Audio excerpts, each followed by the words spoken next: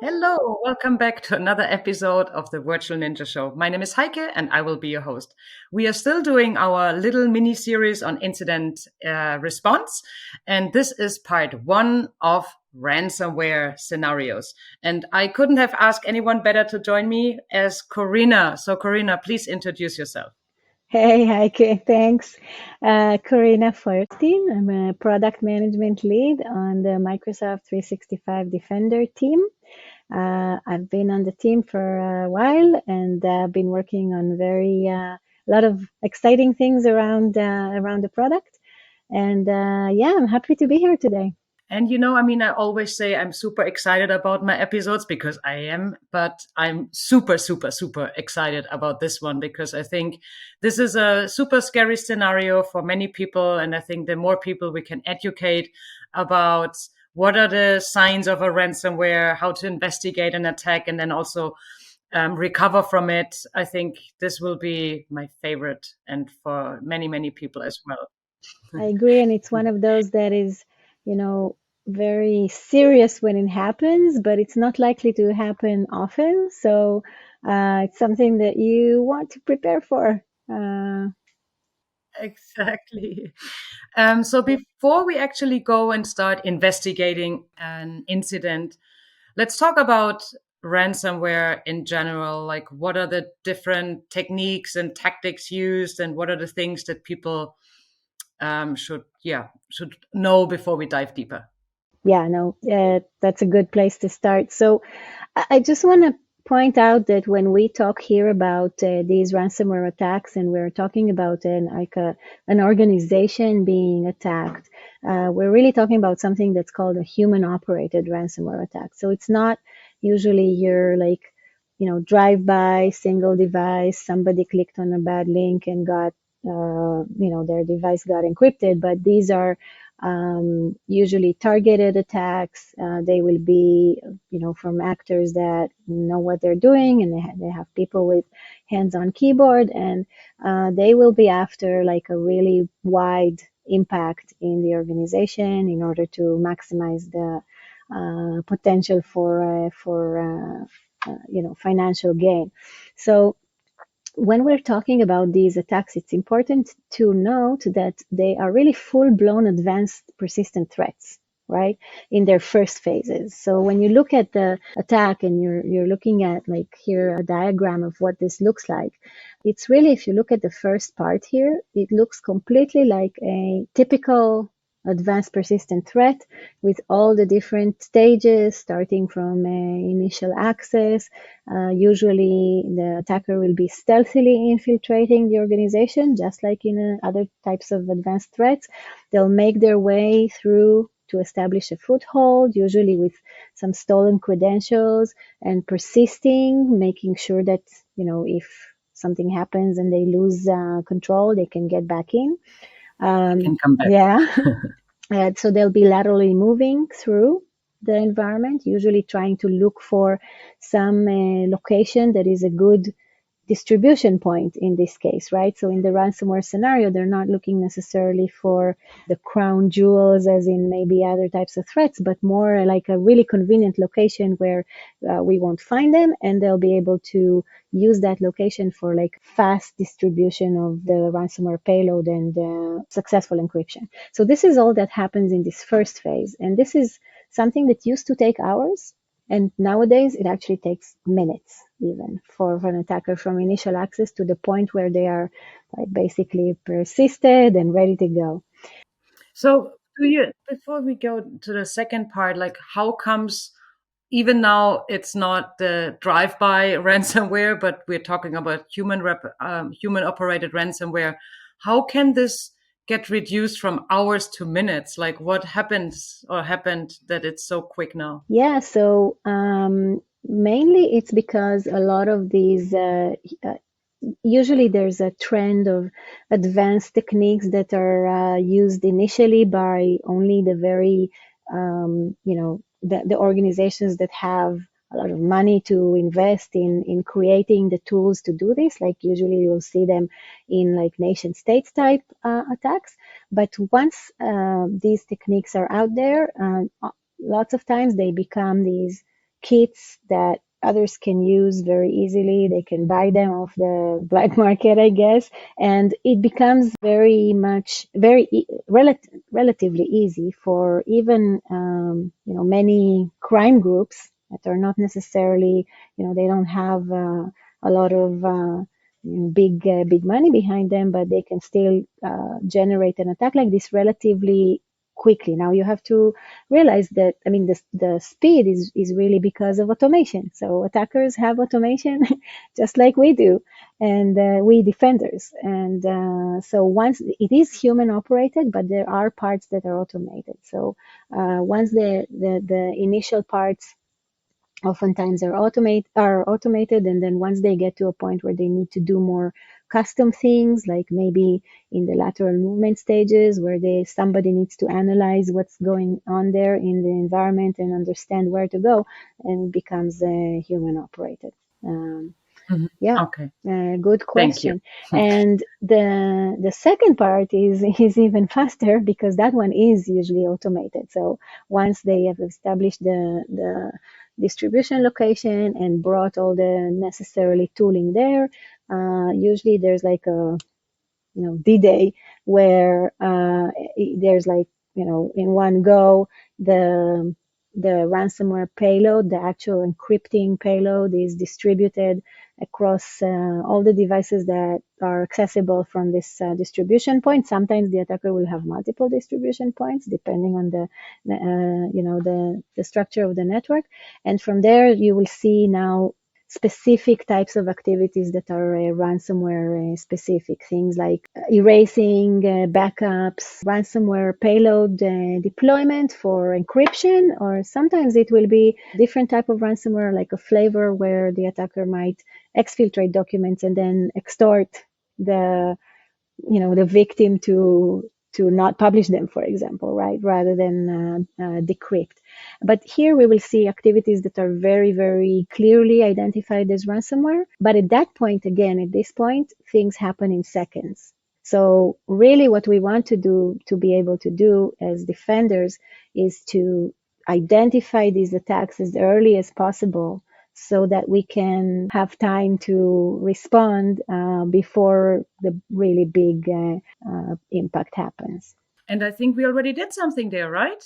So yes, so I think in an earlier Ninja show, we had Hadar talk about the attack disruption, which is really what we're doing now with Microsoft 365 Defender, exactly because of the reason, because of this really fast evolving and so very impactful types of threats, where we have tooling that is able to identify the initial stages of an evolving attack, and it's growing confidence in the fact that this is an actual high risk attack based on the different activities that we see in the chain and the ability to tie those together.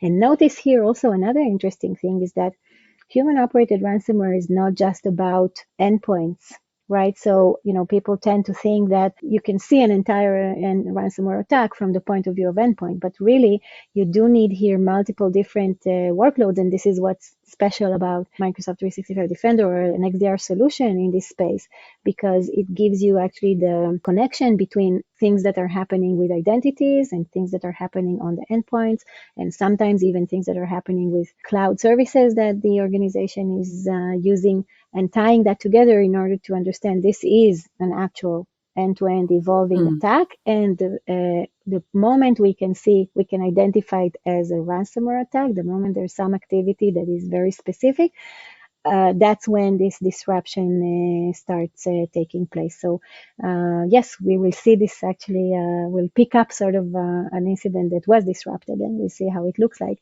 And then, of course, for disruption, we're kind of working in the direction of trying to stop it earlier in the chain as much as possible. Yes. Okay, so I think that was a great explanation about how such a ransomware attack usually looks like. What are the additional steps? So now I think it's time to jump into the demo. Yeah, let's do that. We have an example here of how this kind of human operated ransomware attack would actually look like in the Microsoft 365 Defender portal. So hopefully this doesn't happen to anyone, but it could be that in the morning when I come in, I would be staring at this view, which probably will not make me very happy at first, because you can directly realize that something really big is happening here, right? So what we're looking at is an incident that was created by Microsoft 365 Defender while this attack was evolving. We are seeing the graph of the attack, and here we can see already there are a couple of devices that were involved. We can see a device on the side here that doesn't actually have a name, which means it's not an onboarded device. It's not a Defender endpoint monitor device, and it's actually probably the attacker device. It's a device outside of our organization. You're guessing. Yeah, we will see it in a second. And then we also see some other artifacts like some IPs and domains or URLs that these devices communicated to that were also determined by the system as being part of this incident. And some other evidence like processes and registry keys and files. Here in the graph is just an overview. We can, if we want to, look at the entire evidence and response tab that will have a summary of all the different evidences that were collected in this incident. So you'll see a list of all the processes, all the files, all the registry keys, and so on. But we will get there in a second. For now, I think we want to focus on what's been happening in this incident. I have two questions here. So first question is, there is a couple of tags. I see ransomware, I see attack disruption, I see a yellow bar that says attack disruption has automatically taken multiple response actions.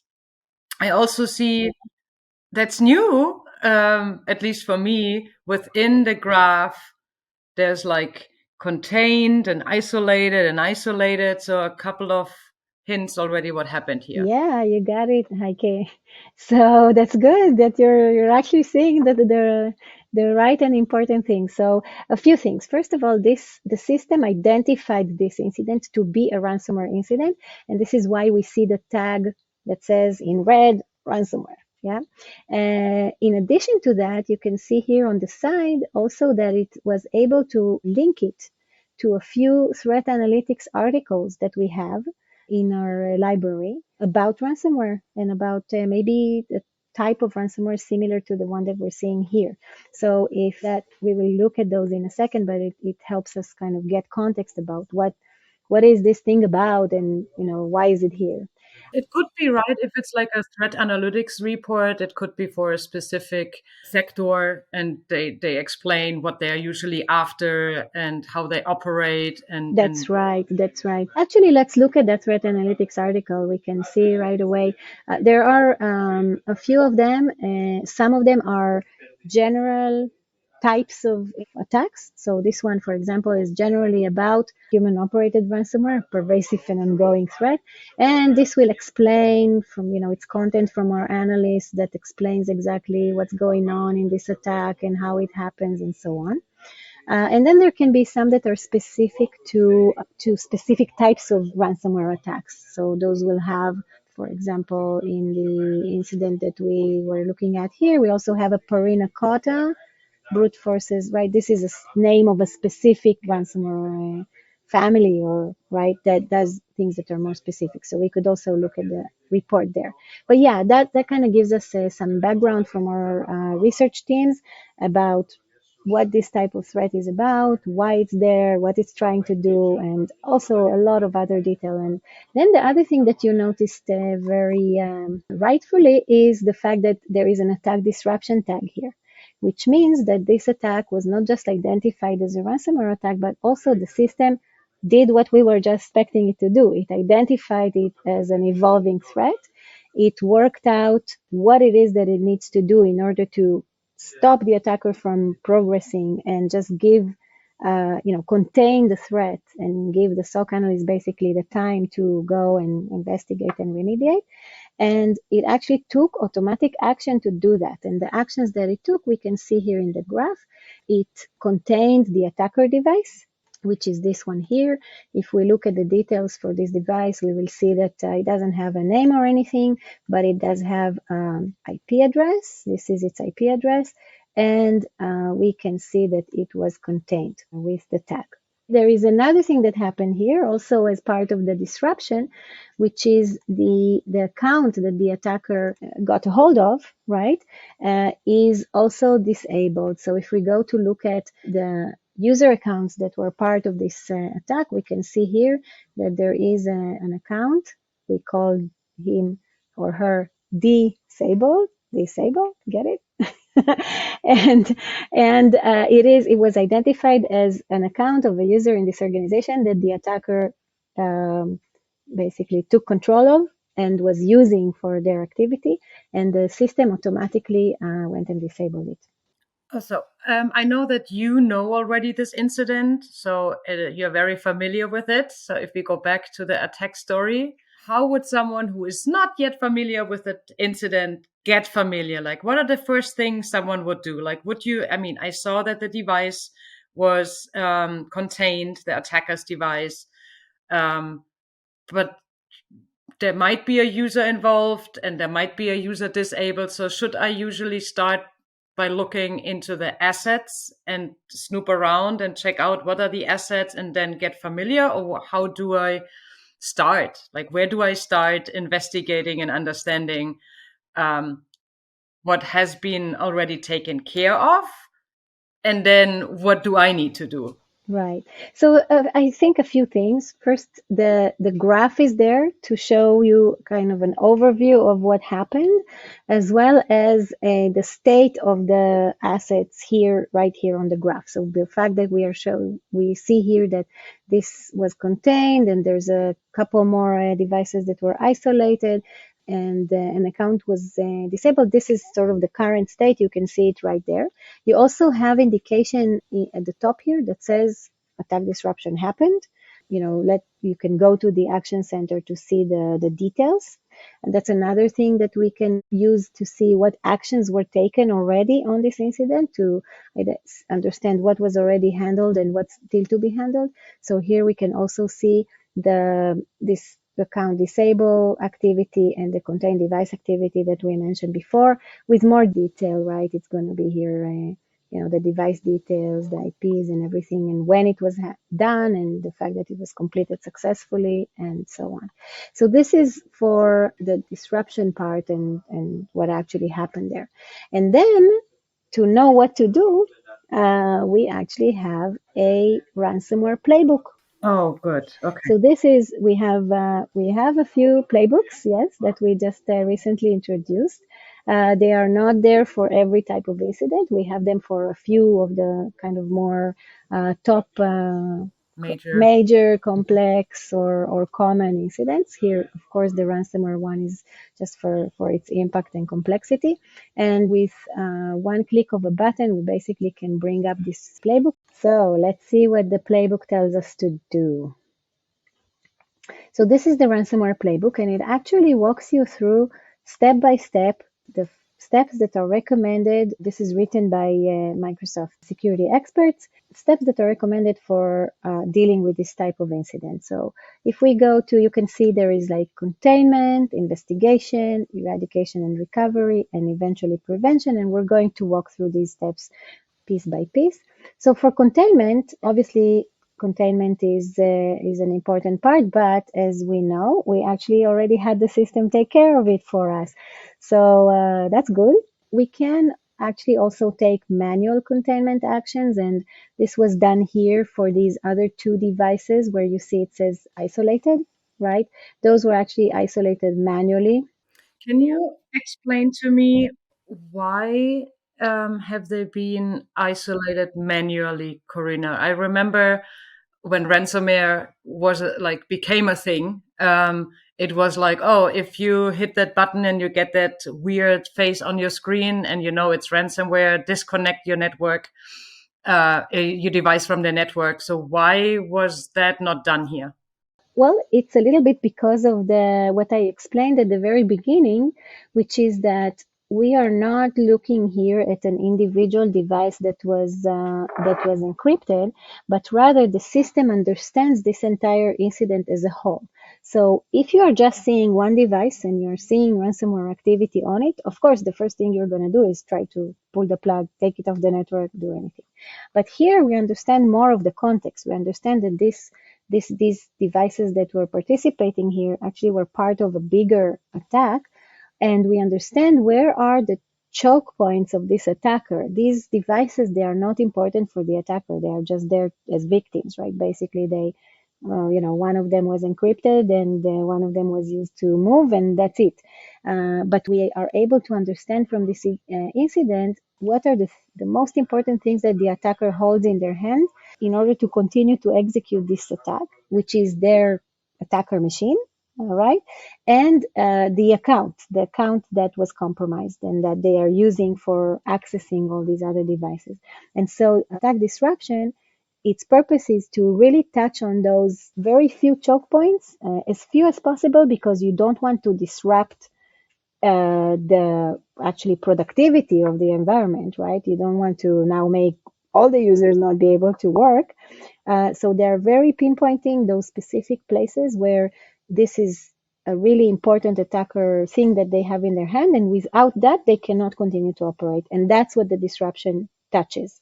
I mean, there was a user, one machine was encrypted, one user machine was used to do lateral movement, and so on. Is this because you read through the alert story and you understood what happened? And because but I'm not an incident responder, still not, even though I already did this third show now. But you see, the beauty of it with disruption is that you just need to trust the system in that sense, right? So that's true. I will be investigating now later, and I will find out exactly, who, which role was and what was doing what. But I don't need to know that for containing, because the system already contained the attack for me, and it knows to pick the right things to contain. Now, why did I isolate these devices manually? Well, for one thing, because I wanted to show that it's possible. So you can take manual actions on any of the entities in this graph very easily by right-clicking and getting all the actions that are available in one place. And you can see here in this case, it's released from isolation because the device is isolated, but when it's not isolated, then you get isolation. You can also do other tasks here as well.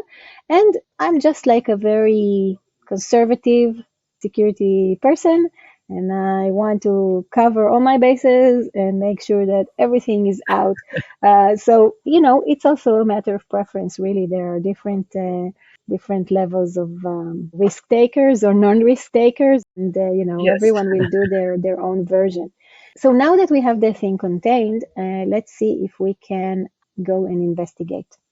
And in the investigation, what we are trying to do is exactly what you were asking, is basically understanding, okay, first of all, what's been going on here? And second, are we seeing the full scope? Is there anything else that we might discover that was related to this attack and maybe wasn't included in the initial incident? And this, again, this set of steps helps us with doing that. So the first thing here that it tells us to do is assess the current situation, and you answer questions for yourself about how did you initially find out about this ransomware attack? When did it happen? In fact, we didn't check when it happened, so let's check. It happened on February 22nd. That's when it started, right? And then it went for a while, but it started on February 22nd. And our next part was here, what user accounts were used, and now, is there any indication that the attacker is currently accessing systems? So how can we check that? Mm-hmm. We will go and look at that. So the disruption already showed us that which account is the compromised, the main compromised account, right? That was this account that we called it disable. And we will go to that account page. Yes, here is disable. So we have a page for this account that shows us everything we know in the system about this account in one place. And we can observe a few things. First of all, we can observe that it's disabled, like we said. We can also observe that it is a sensitive account. It's a domain admin, actually, which means that it's important.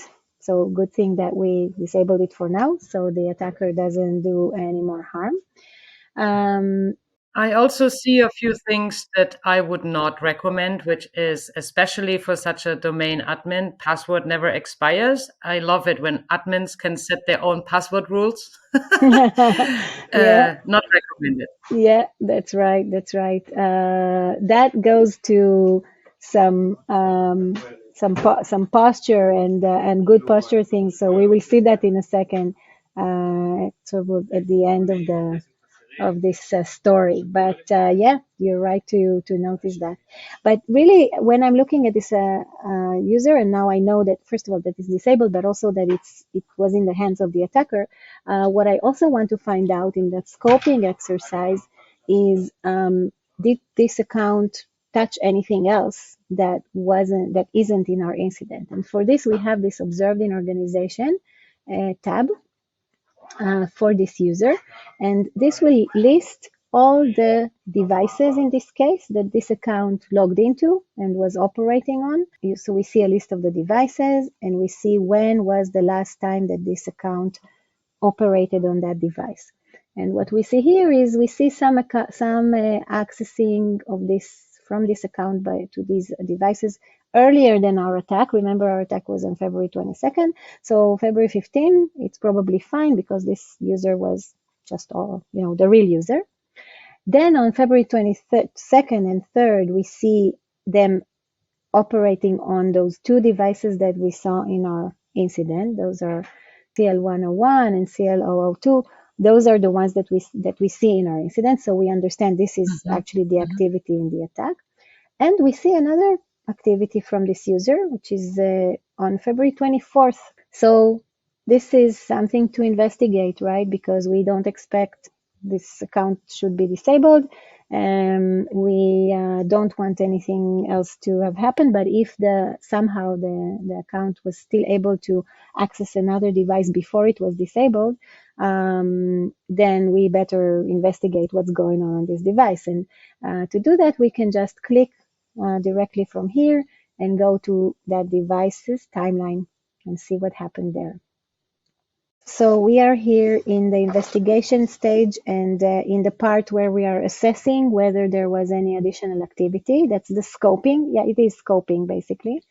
So now we are on this device where we saw this user operating a little bit after the attack started, and this device was not in our incident originally. So we are trying to determine whether there was any activity of this account on the device that is truly part of the attack. And so here we are in the device timeline. We are scoped to the time range of generally when the attack happened. And we are going to want to search for when this user was first seen on this device. Disable. And then yes, disable, exactly. And then from there, we will try to track their activity and see if they did anything else that was interesting. So here we have the login event, right, which says network logon by disable succeeded. And there's also a what we call an observation for it.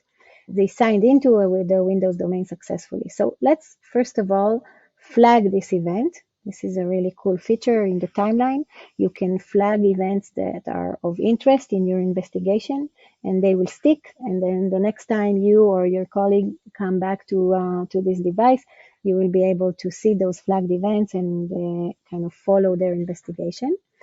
And from here, we want to see whether this account did anything else here. And so the easiest way to do that is to filter the timeline by the name of this user. And here we are going to see what else happened on this device that involves this user.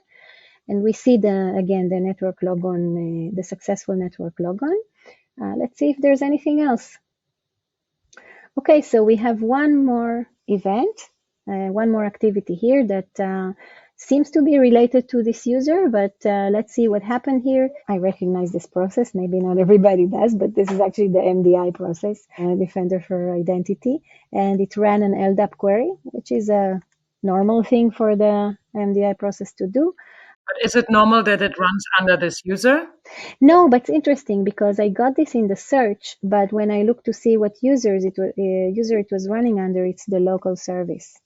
So I'm not quite sure why the search decided to show me this event here. Maybe there's something else about the relationship to the disabled user, but I'm just going to look at this activity and see if it's relevant or not, right? So I kind of tend to think that it's okay because again, I'm used to the Defender for Identity sensor running LDAP queries every once in a while. We can see also the details of the LDAP search query, what it was looking for.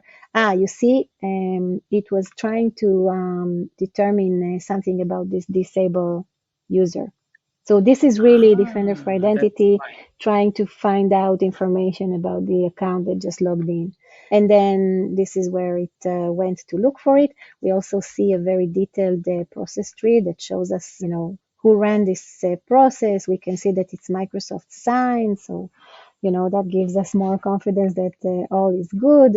It's run by the services service. So bottom line, this is benign. It just showed up here because the MDI sensor was looking for this account because of the logon, but it's not activity from the disabled user. Okay, so yeah, this all looks benign to us. So we can conclude this activity isn't part of the incident.